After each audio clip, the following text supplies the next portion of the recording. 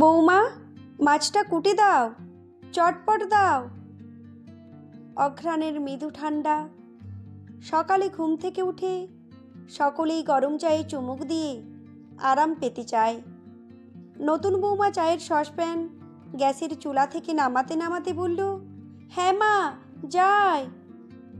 বড় শ্বশুরমশাইয়ের দিকে চায়ের কাপ এগিয়ে দিয়ে কলতলায় গিয়ে বসল।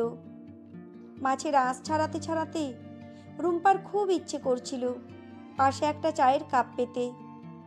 গত রাতে পেট ব্যথা করছিল বলে সে প্রায় কিছুই খায়নি, তাই খিদেও পেয়েছে বেশ। কিন্তু আজ সে কথা বলার জো নেই। মাছ বাছা শেষ হলে তাকে স্নান করে নিতে হবে, দেরি করলে চলবে না।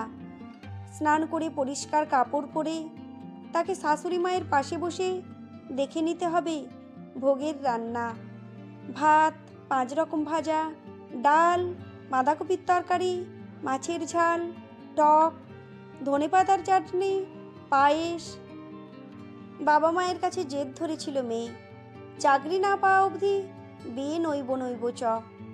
চাকরি তো হলোই না। 30-এর কোঠায় এসে কাগজে বিজ্ঞাপন দেখে শেষমেশ বিয়েই হলো। স্নান শেষে শাড়ি পরে শাশুড়ি মায়ের পাশে এসে বসল রুম্পা।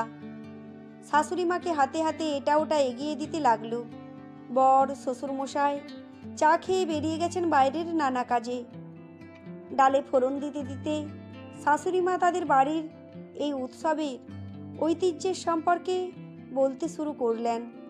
রুম্পার আবার খুব জোরে খিদে পেল। একটু উঠে এসে জল খেলো। কান্নাটা গলায় দলা পাকিয়ে আছে সেই সকাল থেকেই।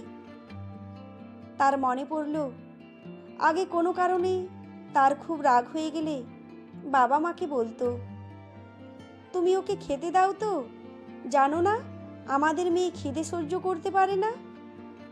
এগুলো মনে পড়তেই কান্না আর যেন চেপে থাকতে চায় না। এদিকে শাশুড়ি মায়ের কোনো খেয়ালই নেই।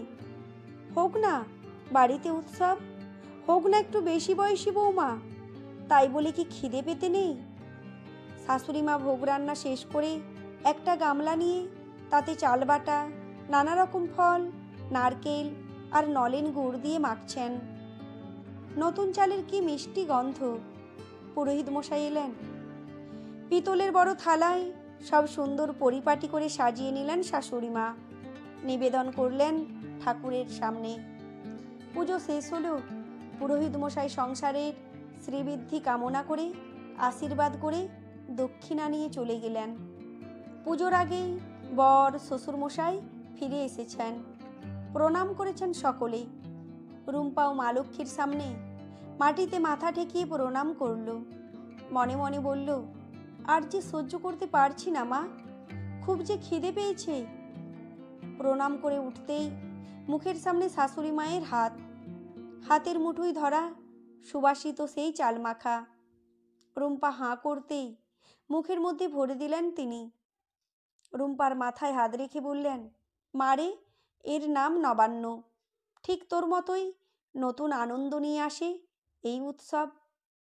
সংসারের কল্যাণ কামনায় যদি এও স্ত্রী মানুষ বছরে একদিন একটু উপবাস করে, তাতে কি ক্ষতি বল?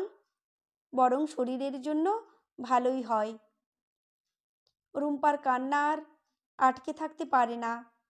শাশুড়ি মায়ের বুকে পড়ে আদরে মাখামাখি হয়ে বলে, নবান্নটা সত্যিই খুব সুন্দর খেতে হয়েছে।